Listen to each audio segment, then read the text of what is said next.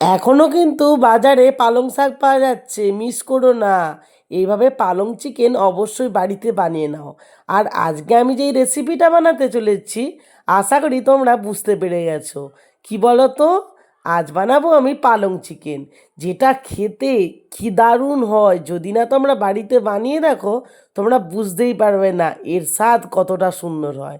আর আজকে কিন্তু আমাকে পালং শাক বাইরে কিনতে যেতে হয়নি, কারণ আমি না বাড়িতে পালং শাক লাগিয়েছিলাম। আর এখানে দেখছো আমার পালং শাকগুলো কতটা সুন্দর হয়েছে। মাত্র 15 থেকে 20 দিনের মধ্যেই কিন্তু আমার পালং শাকগুলো এত বড় বড় হয়ে গেছে। আর এখানে আমাদের পালং শাক অনেক দেখতে লাগছে, তাই না? কিন্তু যখন রান্না বানায় পালং শাকটা এইটুকু হয়ে গেছে।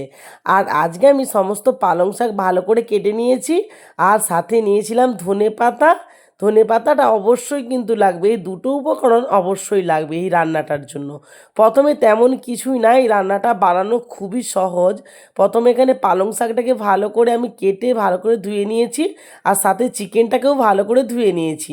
তোমাদেরকে তো আগেই দেখালাম। এবার চলো একটা পেস্ট বানানো যাক। তার জন্য প্রথমে এখানে ধনে পাতা, পালং শাক আর 5 থেকে 6টার মতো কাঁচা লঙ্কা সমস্ত কিছুটা ভালো করে পেস্ট করে নিয়েছি। আর তোমরা ঝালটা অবশ্যই কিন্তু পরিমাণ মতো দিয়ে দেবে। আমি একটু ঝাল বেশি খাই, সেই জন্য ঝালটা একটু আমি বেশিই দিই। এবার এখানে আমি পেঁয়াজ আর টমেটোটাকে কেটে নেব। তার জন্য এখানে 4টা পেঁয়াজ আগেই ছাড়িয়ে রেখেছিলাম, এবার ভালো করে কুচি কুচি করে কেটে নিয়েছি। এবার দুটো টমেটোটাকেও ভালো করে কেটে তুলে নিচ্ছি। আর তেমন কিছু কাটার নেই, সমস্ত কিছু কাটা গেলে এবার এটাকে রেখে দেব। এবার একটা কড়াইতে প্যান গরম করতে দিয়েছিলাম, সেই প্যানটা গরম হয়ে আসলে দিয়ে দিলাম পরিমাণ মতো রিফাইন তেল, আর এলাচ, লবঙ্গ, দারুচিনি গোটা মশলা দিয়ে তারপর দিয়ে দিলাম কেটে রাখা পেঁয়াজ কুচোনো। পেঁয়াজটা 2 মিনিটের মতো নাড়াচাড়া করে তারপর দিয়ে দিলাম আদা রসুনের পেস্ট। আদা রসুন পেস্টটাকেও 2 মিনিটের মতো নাড়াচাড়া করে তারপর দিয়ে দিচ্ছি কেটে রাখা টমেটো। আর টমেটোটা দেওয়ার পরে 1 চামচ অবশ্যই লবণ দিয়ে দেবে। এতে কি হয় জানো, টমেটোটা তাড়াতাড়ি গলে যায়, সেই জন্য লবণটা আমি দিয়ে দিই।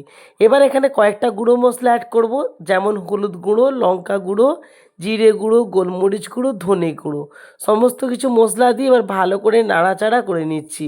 আর হ্যাঁ, মশলাটা কষানোর সময় অবশ্যই কিন্তু মিডিয়াম টু লো ফ্লেমে গ্যাসটা রাখবে, নাহলে কিন্তু মশলাটা চুঁয়ে যাওয়ার সম্ভাবনা আছে। আর এখানে দেখো মশলাটা ভালো করে আমার কষানো হয়ে গেলে তেলটা ছেড়ে আসলে এইবার এখানে আমি দিয়ে দিলাম যে চিকেনটাকে ধুয়ে রেখেছিলাম, সেই চিকেনটাকে দিয়ে দিলাম। চিকেনটা দেওয়ার পর অবশ্যই কিন্তু পরিমাণ মতো একটু লবণটা দিয়ে দেবে। আসলে এখানে আমি লবণটা দিয়েছিলাম, কিন্তু তোমাদের ভিডিওতে দেখাতে ভুলে গেছি।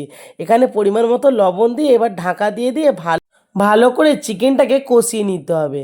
আর দেখো চিকেনটা ভালো করে কষা হয়ে গেলে তেলটা ছেড়ে আসলে তাহলে কিন্তু বুঝতে পারবে চিকেনটা ভালো করে কষানো হয়ে গেছে। এবার যেই পালং শাক, ধনে পাতা, কাঁচা লঙ্কার পেস্টটা বানিয়ে রেখেছিলাম সেটাকে দিয়ে দিলাম। এবার দিয়ে ভালো করে হাতার সাহায্যে নাড়াচাড়া করে নিচ্ছি আবার 5 মিনিটের মতো। আর এখানে দেখো কালারটা চেঞ্জ হয়ে গেছে না? দেখতে কিন্তু দারুণ হয়েছিল, আর খেতেও কিন্তু দারুণ হয়েছিল। তোমরা বাড়িতে কিন্তু অবশ্যই বানাবে। আর পালং শাক কিন্তু এই সময় পাওয়া যাচ্ছে, আর কিছুদিন পর কিন্তু পালং শাক পাওয়াই যাবে না। অবশ্যই কিন্তু পালং শাকটা শেষ হয়ে যাওয়ার আগে এইভাবে চিকেনটা বানিয়ে নাও। এখানে তো আমার চিকেনটা ভালোভাবে সেদ্ধ হয়ে গেছে, এবার এটাকে নামিয়ে নেব। আর এটা কিন্তু এইভাবে মাখো মাখোই বানাতে হবে, কোনো রস রাখা যাবে না। এইবার চিকেনটাকে নামিয়ে নেব। নামানোর আগে 1 চামচের মতো গরম মশলা গুঁড়ো আর দিয়ে দেবো কসুরি মেথি। কসুরি মেথিটাকে ভালো করে হাতে ঘষে উপর দিয়ে ছড়িয়ে দেব। তাহলেই কিন্তু পালং চিকেন পুরো রেডি। খেতে জাস্ট অসাধারণ হয়েছিল, আর কালারটা দেখছো কতটা সুন্দর এসে গেছে। আর দেখতে যতটা ভালো লাগছে খেতেও কিন্তু ততটাই ভালো লেগেছিল। তোমরা অবশ্যই কিন্তু বাড়িতে বানাবে। আর দেখো আমার ছেলেকে তো দিলাম, আমার ছেলে তো খেয়ে বলছে মা দারুণ হয়েছে। আজকের এই পালং চিকেন রেসিপিটা তোমাদের কাছে কেমন লেগেছে অবশ্যই কিন্তু কমেন্ট করে জানিও। আর যদি ভিডিওটা ভালো লাগে লাইক করো, আর পেজটাকে ফলো করো। আমার সাথে থেকো, পাশে থেকো। সবাই খুব ভালো থেকো, সুস্থ থেকো, সুন্দর থেকো। টাটা।